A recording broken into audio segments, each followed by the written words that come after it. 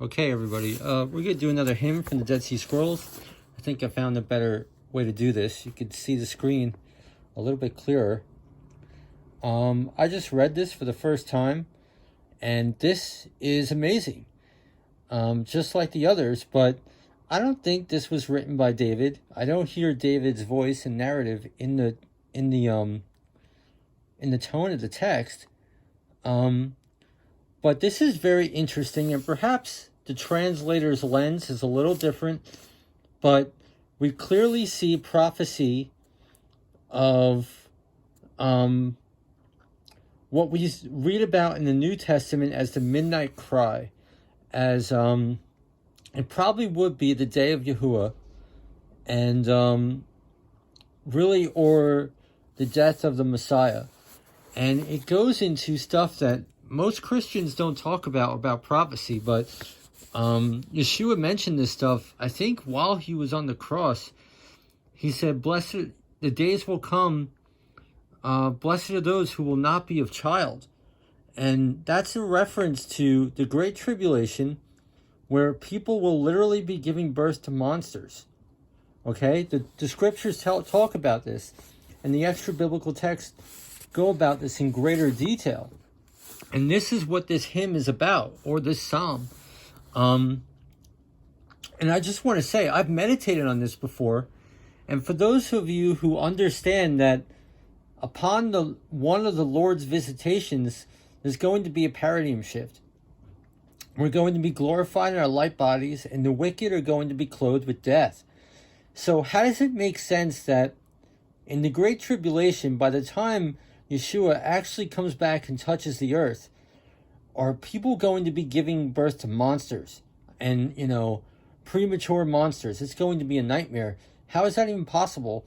Well, it does make sense, because in the book of Hosea, we learn that after this paradigm shift, when people are glorified and the wicked are clothed with death, many, many people are going to come to the kingdom.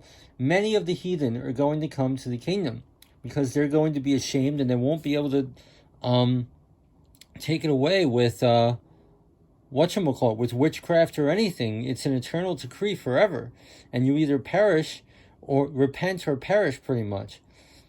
And then there will be those that are stubborn and refuse to repent, and in this we could see by the time the Great Tribulation comes, people are probably going to be giving birth to monsters and disgusting things, So that's the way I can only make sense of it, if that makes sense to anybody out there. So this hymn covers all this stuff, or basically covers. We have the death of the Messiah, which you read about. It's called the Midnight Cry in the New Testament. We read about this all in the Psalms, and then we go into how, pretty much what Yeshua said on the cross. The days are going to come where people are going to say, "Blessed are those who will not give birth." And so this is a really interesting hymn. So let's get into it. They caused me to be like a ship on the deeps of the sea. Wait, here we are. And like a fortified city before the aggressor. I mean, this could be like Jeremiah 1 right here, which is a shadow of Elijah. Have you ever read Jeremiah 1 and looked for Elijah? So this is interesting. And like a woman in travail with her firstborn child, upon whose belly pangs have come in grievous pains, filling with anguish her bearing crucible. For the children have come to the thrones of death, and she labors in her pains who bears a man.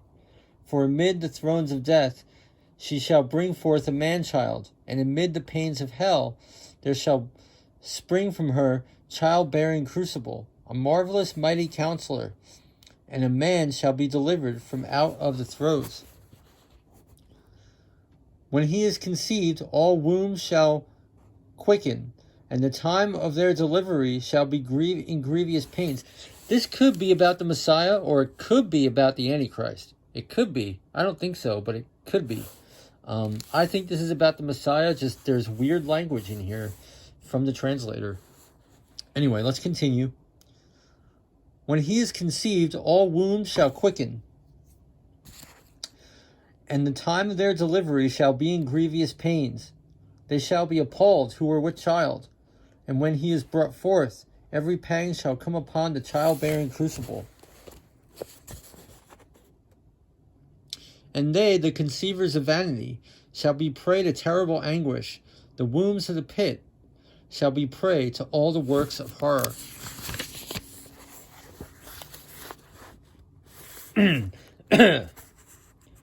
The foundations of the wall shall rock like a ship upon the face of the waters. The heavens shall roar with the noising of roaring, and those who dwell in the dust, as well as those who sail the seas, shall be appalled by the roaring of the waves. Now we know in the end there's going to be floods and stuff. All their wise men shall be like sailors in the deeps, for all their wisdom shall be swallowed up in the midst of the howling seas.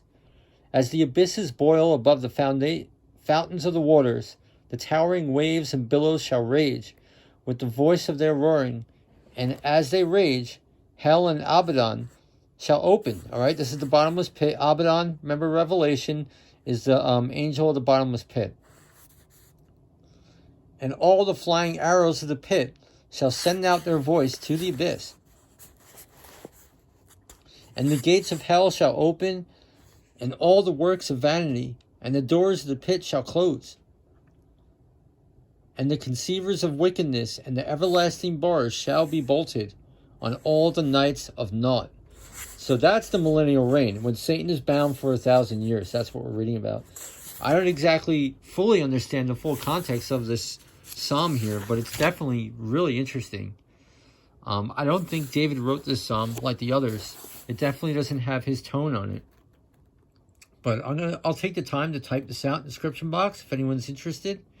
I hope you're all doing well. Just encourage people to stay in the Word. God bless you.